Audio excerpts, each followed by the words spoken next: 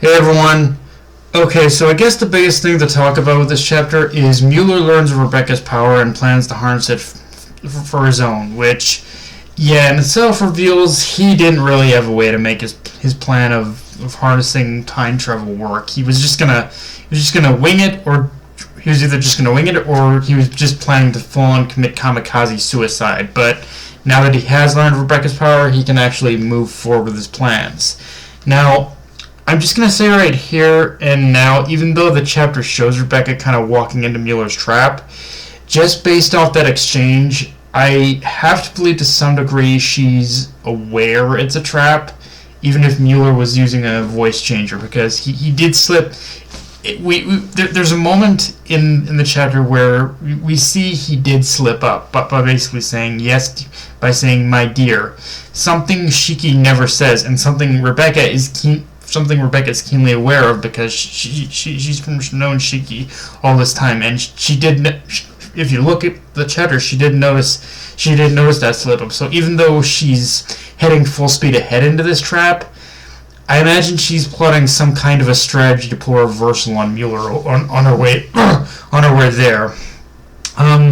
With that said, there's a part to the whole Mueller. There's a part to the whole Mueller aspect of this chapter I do definitely want to talk about, which is upon seeing Rebecca, Mueller instantly makes the connection to Saint Fire Knox, and in that respect, it is Mashma saying that even if it's not, it is definitely Mashma saying even if it's not a widely known concept, time travel still is kind of almost recognized as possible in this world. But if that's the case, then the $1,000,000 question is, why hasn't one and Mueller made a move on the Church of Saint Fire to abduct Rebecca or Rebecca's grandmother? Like, it should be pretty simple for them to do that with the amount of power they have. So there's got to be a reason why they can't or won't make a move on them, which in itself says that when we do finally meet back up with Rachel, it's not going to be as easy as you think. Like, that's the big thing I got from the whole thing of Mueller acknowledging the Church of Saint Fire's existence and Saint Fire Knox's existence, is that, yeah, this whole thing is not going to be as easy as we think it is.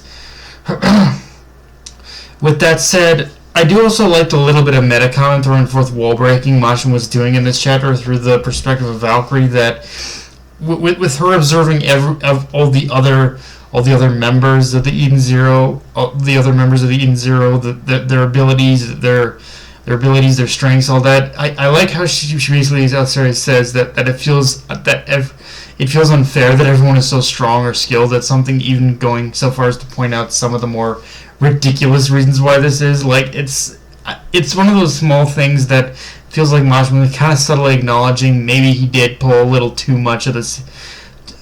He did maybe put a little too much of the series on Natsu's shoulders in Fairy Tail versus Eden Zero, where he's gone to the other extreme where everyone is practically overpowered in their own way. And the funny thing is, even though the characters are in their own way like that, the funny thing is, even though the characters in their own ways like that, I think honestly Mashima's kept the power scaling pretty even, all things considered. But I like how he does still go out of his way like this to poke fun at his own tropes. That, yeah, he recognizes what he's done, and he's willing to make jabs and make fun of it. And again, the way he did it here, from the perspective of Valkyrie just saying everyone's strong, let's party, kind of thing.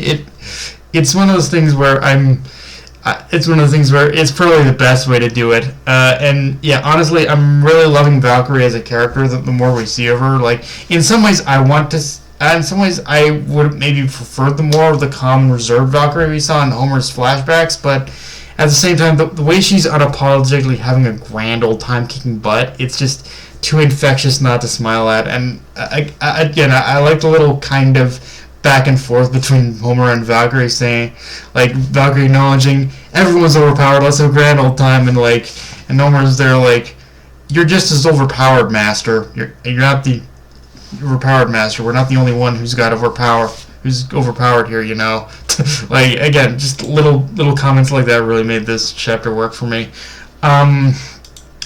Moving on from that, though, we also see Shura telling the others that he's headed out and going to meet up with them in order to finally confront Muller. And it's here where we do learn an interesting little tidbit about Shiki's warp abilities, which is he can only warp to places he's been before. So in that respect, it's basically Nightcrawler from X-Men logic.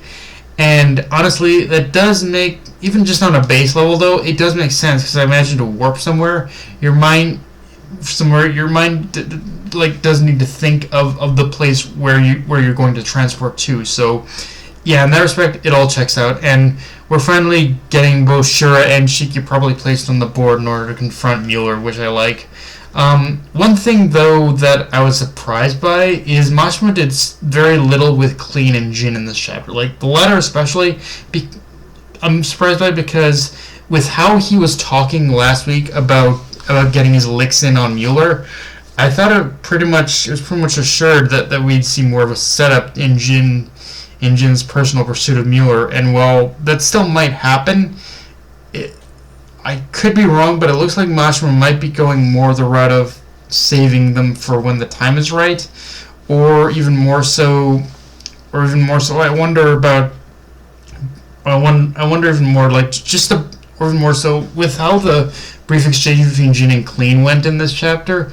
I wonder if it's that Mashima wants to put Jin in a position of showing where his reckless desire for revenge will lead before having him confront Muller. That's what I'm also thinking, and even though I could kind of understand the reason for going the route that like that, part of me honestly hopes that isn't the case, because I want to see Jin give a savage beatdown on Muller before we get into the lesson about vengeance. But like, again, it is what it is. Like, it does feel like he is setting him up for something before confronting Muller here. I could be wrong, but it's definitely got that feeling. But I guess we'll just have to wait and see too.